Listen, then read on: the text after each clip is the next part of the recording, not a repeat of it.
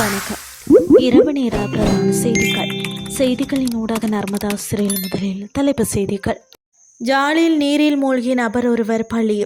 நுவரேலியாவில் சுற்றுலா படகு சேவையை ஒழுங்குபடுத்த நடவடிக்கை. அமெரிக்கா இஸ்ரேலுக்கு எதிரான போர் தொடர்பில் ஈரான் ஜனாதிபதியின் அறிவிப்பு.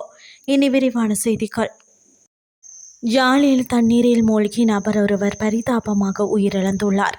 கீரிமலை கடலில் நீந்திய வேளை தண்ணீரில் மூழ்கி அவர் உயிரிழந்துள்ளார்.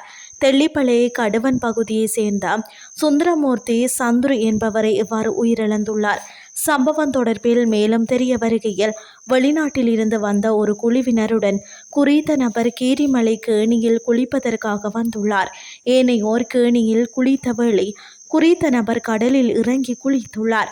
இதன்போது திடீரென நீரில் மூழ்கியுள்ள நிலையில் அவரை தேடும் நடவடிக்கை முன்னெடுக்கப்பட்டுள்ளது. இதையடுத்து சிறிது நேரத்தில் அவரது சடலம் கரை ஒதுங்கியுள்ளது. அவரது சடலம் மீதான மரண விசாரணைகளை திடீர் மரண விசாரணை அதிகாரி ஜெயபாலசிங்கம் மேற்கொண்ட நிலையில் உடற்கூற்று பரிசோதனைக்காக சடலம் யாழ்ப்பாண போதனா வைத்தியசாலையில் வைக்கப்பட்டுள்ளமை குறிப்பிடத்தக்கது.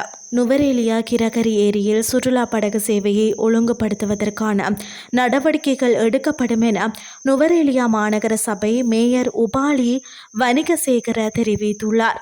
சுற்றுலா பயணிகளை ஏற்றி சென்ற 2 படகுகள் நேற்று விபத்துக்குள்ளானதை அடுத்து குறித்த நடவடிக்கை எடுக்கப்பட்டுள்ளதாக தெரிவிக்கப்படுகிறது.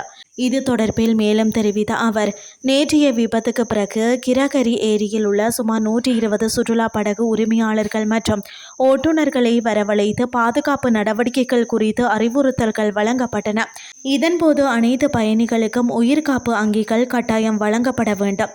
படகுகள் வேகம் தொடர்பாக விதிக்கப்பட்டுள்ள கட்டுப்பாடுகளை கண்டிப்பாக பின்பற்ற வேண்டும் மற்றும் படகு சேவைகளை ஒழுக்கமான முறையில் முன்னெடுக்க வேண்டும் எனவும் அவர் தெரிவித்துள்ளார்.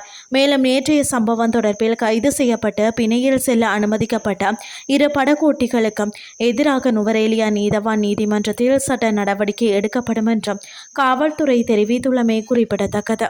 இனி வெளிநாட்டு செய்திகள். அமெரிக்கா மற்றும் இஸ்ரேலுக்கு எதிரான போரை எவ்வளவு விரைவாக முடிக்க முடியுமோ அவ்வளவு விரைவாக முடிவுக்கு கொண்டு வர வேண்டும் என ஈரான் ஜனாதிபதி மசூத் பெசக்கியன் வலியுறுத்தியுள்ளார். நாட்டின் பொருளாதாரத்தை மீள கட்டியெழுப்பும் பாரிய பணியில் அதிக கவனம் செலுத்த வேண்டியுள்ளதால் இந்த நடவடிக்கை அவசியம் என அவர் குறிப்பிட்டுள்ளார்.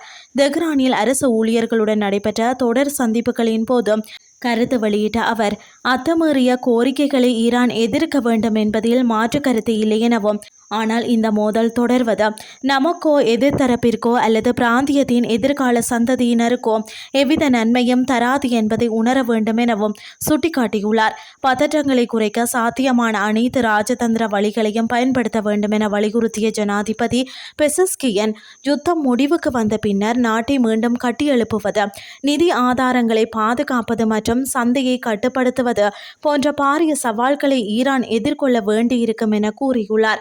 ஆரம்பகட்ட மதிப்பீடுகளின்படி இந்த மோதலால் ஈரானுக்கு சுமார் 270 பில்லியன் அமெரிக்க டாலர் சேதம் ஏற்பட்டுள்ளதாக கணக்கிடப்பட்டுள்ளது. இந்த நிலையில் தங்கள் நாட்டின் தற்போதைய உண்மை நிலவரங்களை மக்களுக்கு நேர்மையாகவும் வெளிப்படையாகவும் தெரிவிக்க வேண்டியது அவசியம் என ஜனாதிபதி இதன்போது மேலும் வலியுறுத்தியுள்ளார். இத்துடன் செய்திகள் யாவும் நிறைவடைகின்றது. அடுத்து காலை 8:30 எதிர்பாருங்கள். நன்றி.